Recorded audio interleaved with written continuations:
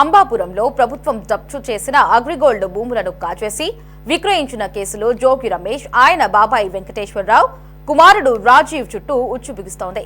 తాజాగా ACB, CID, revenue, panchayat అధికారులు survey చేపట్టగా వాస్తవాలు తేలాయి.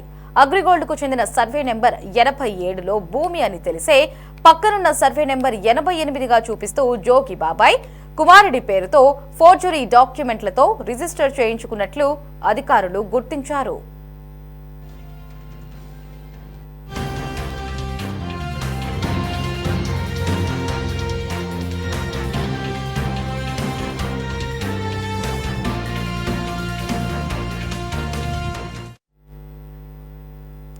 సర్వే నెంబర్ 87లోని అగ్రిగోల్డ్ కు చెందిన 9 ఫ్లాట్లు రహదారిని కలిపి ఆక్రమించి ప్రహరీ కట్టినట్లు తేల్చారు. ఈ స్థలంలో 2293 గజాలుగా తేలింది. దీనిని ఒక్కొక్కరికి 208.05 గజాల మేర 7 ఫ్లాట్లుగా మార్చి అమ్మేశారని తేలింది. వైసీపీ జమానాలో అధికారుల అండతో విచ్చలవిడిగా జోగి సాగించిన అక్రమాలకు ప్రత్యక్ష నిదర్శనంగా నిలుస్తోంది.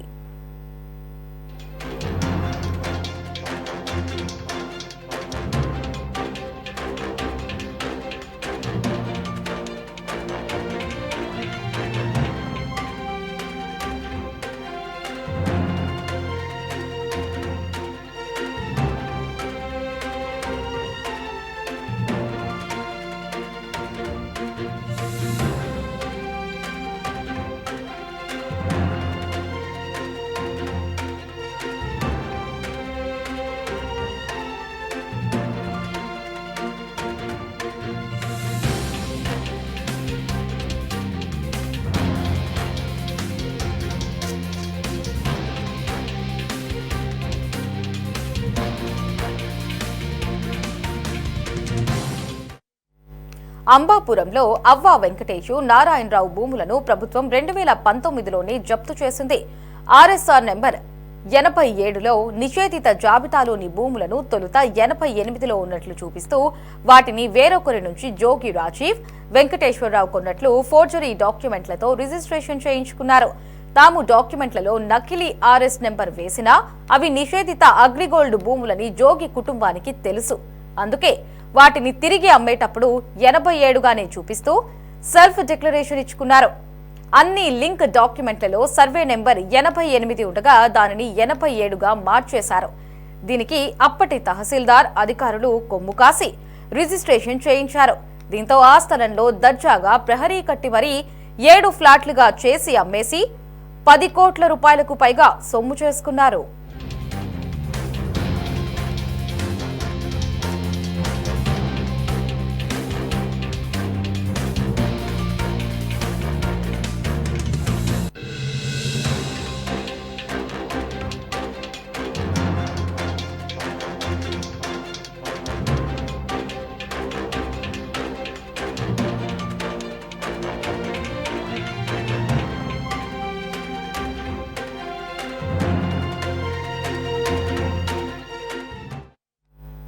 సిఐడి జప్తు చేసిన ఎకరం భూమిని ఉద్దేశపూర్వకంగా అధికారాన్ని అడ్డుపెట్టుకుని ఫ్లాట్లుగా విభజించి మాజీ మంత్రి జోగి రమేష్ విక్రయించినట్లు నిర్ధారించిన కమిటీ ఏసీబీకి నివేదిక అందజేసింది.